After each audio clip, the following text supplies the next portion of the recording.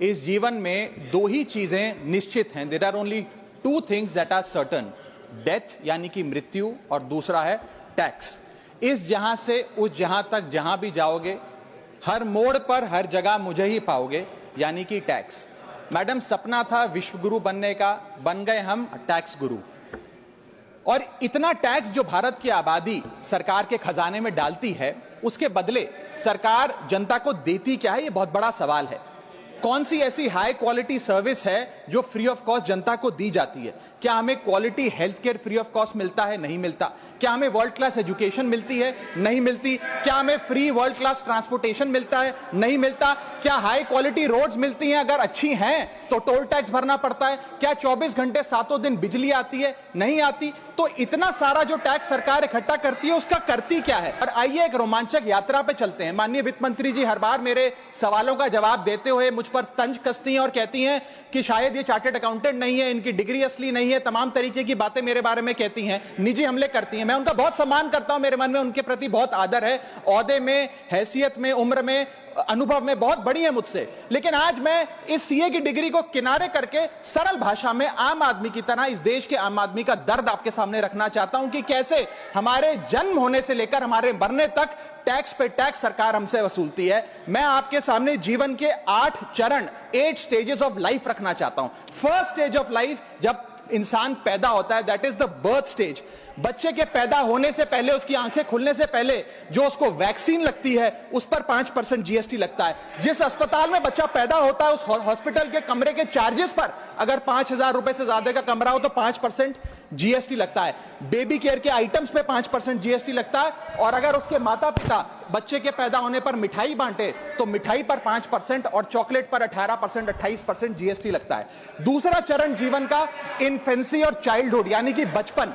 बचपन में baby food जो खरीदा जाता है उस पर 12 से 18% जीएसटी, डायपर जो खरीदा जाता है उस पर 12% जीएसटी, बेबी स्ट्रोलर पे 5 से 12% जीएसटी, और जो खिलौने बच्चे को दिए जाते हैं उन खिलौनों पर भी 12% जीएसटी लिया जाता है। अब बच्चा स्कूल जाना शुरू करता है तो स्कूल जाने पर यूनिफॉर्म से लेकर जूतों, स्कूल बैग, लंच बॉक्स, सब पर जीएसटी लगता है। 12% जीएसटी नोटबुक पर लगता है, 18% जीएसटी स्टेशनरी आइटम पर लगता है। और उसके बाद अगर कोई एक्स्ट्रा करिकुलर एक्टिविटी बच्चे को करनी हो, कोई म्यूजिक क्लास करनी हो या फिर कोई स्पोर्ट्स कोचिंग की क्लास वो ले ले, उस पर भी 18% जीएसटी देना पड़ता है। प्राइवेट ट्यूशन ले तो उस पर भी जीएसटी, और पहली साइकिल जो बच्चा खरीदता है उस पर भी 12% जीएसटी देना पड़ता है। तीसरी अवस्था जीवन की, टीनेज ईयर्स, ये वो काल होता है जो सबसे मस्त मौला टाइम होता है जीवन का, बेहतरीन बेफिक्री का। इसमें बच्चा, यंग जवान लड़का लड़की अपना पहला स्मार्टफोन खरीदते हैं। उस स्मार्टफोन पर जीएसटी लगता है, अगर महंगा हो, विदेशी हो तो इंपोर्ट ड्यूटी भी लगती है। फिर वो अपना फोन रिचार्ज कराता है, उस पर जीएसटी लगते हैं। ब्रॉडबैंड इंटरनेट का कनेक्शन लेता है, उस पर जीएसटी लगता है। नेटफ्लिक्स, स्पॉटिफाई या वीडियो गेम की सब्सक्रिप्शन लेता है, उस पर भी जीएसटी देना पड़ता है। और अगर अपने दोस्तों के साथ पिक्चर देखने बाहर जाए तो पिक्चर की टिकट पर जीएसटी, एंटरटेनमेंट टैक्स और पॉपकॉर्न पर भी जीएसटी अब लगने लग गया है। तो तमाम तरीके के सॉल्टेड कैरेमल पॉपकॉर्न पर भी सरकार आपसे जीएसटी वसूलती है।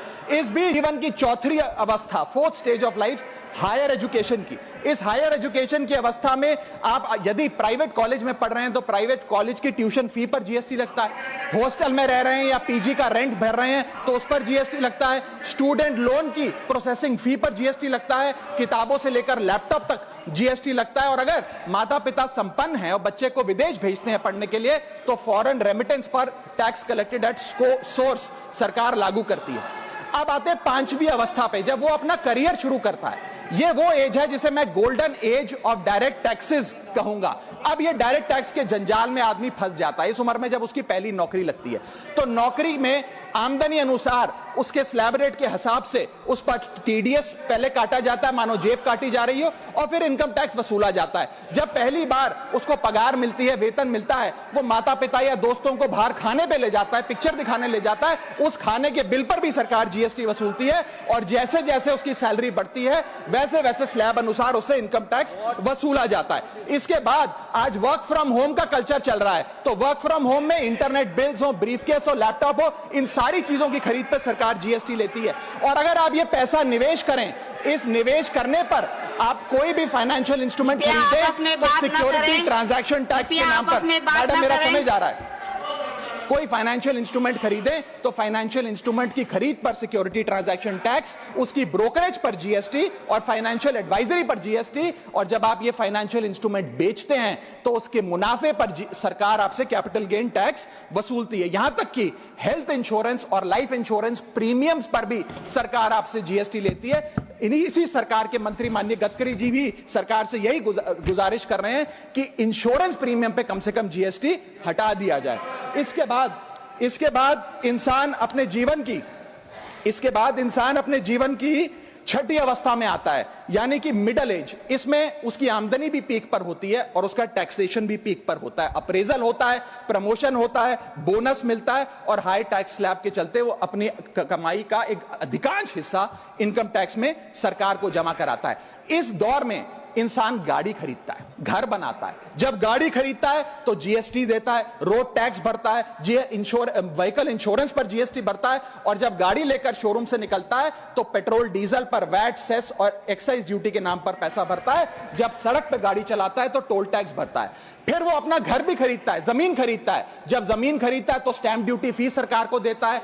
जब कंस्ट्रक्शन मटेरियल खरीदता है घर बनाने के लिए तो कंस्ट्रक्शन मटेरियल पे, चाहे वो सीमेंट हो, मार्बल हो, स्टील हो, उस पर जीएसटी देता है। उसके बाद जब कंस्ट्रक्शन सर्विसेज लेता है किसी बिल्डर से, ठेकेदार से, कॉन्ट्रैक्टर से, तो उस कंस्ट्रक्शन सेवाओं पर भी जीएसटी सरकार आपसे वसूलती है। और जब घर बन जाए तो एनुअल प्रॉपर्टी टैक्स और हाउस टैक्स के नाम पे आपसे पैसा लिया जाता है। और जब आपको पैसे की आवश्यकता पड़े और आप ये घर बेच दें तो कैपिटल गेन्स पर भी सरकार आपसे उस मुनाफे पे टैक्स वसूलती है। और इस बीच शादी तो रह ही गई, फिर इंसान शादी करता है, इस बीच तो बैंक्वेट हॉल बुक करता है, उस बैंक्वेट हॉल की बुकिंग पे टैक्स भरता है। शामियाना, खाना, केटरिंग सर्विसेज लेता है, उस पर जीएसटी भरता है।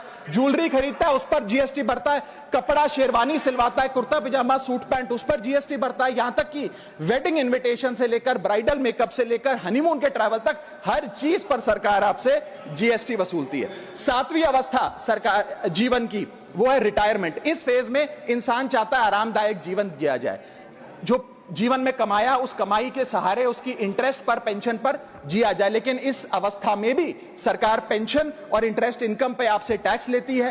बूढ़ा हो जाता है, दवाई इलाज की जरूरत पड़ती है तो हेल्थ केयर बिल पर, दवाइयों पर आपसे जीएसटी लिया जाता है। लाइफ इंश्योरेंस और हेल्थ इंश्योरेंस प्रीमियम पर तो जीएसटी लेती है। और इस दौर में वो अपनी वसीयत लिखता है, फैमिली विल। उस फैमिली विल पर जो लीगल फीस देता है, उस लीगल फीस पर भी उसे जीएसटी देना पड़ता है और स्टैंप ड्यूटी देनी पड़ती है। और आठवीं जीवन की अवस्था, यानी कि जीवन की समाप्ति, जब उसका स्वर्गवास हो जाता है, उसके जीवन का अंत हो जाता है, यहां भी सरकारें उसका साथ नहीं छोड़ती। यहां पर भी सरकारें उस पर टैक्स लगाती हैं। जब कोई इंसान मरता है तो उसके अंतिम संस्कार में देसी घी, चंदन वुड, नारियल, इत्तर जैसा सामान इस्तेमाल होता है, उस पर भी जीएसटी लगता है। और जब उसके मरने के उपरांत अखबार में ऑबिचरी की इश्तेहार छपाया जाता है, उस पब्लिकेशन ऑफ ऑबिचरी न्यूज़पेपर पर भी 5% सरकार जीएसटी लेती है। और मरने के बाद जब प्रॉपर्टी उसके बच्चों को या परिवार वालों को दी जाती है, उस म्यूटेशन पर भी सरकार आपसे ड्यूटी सेस लेती है।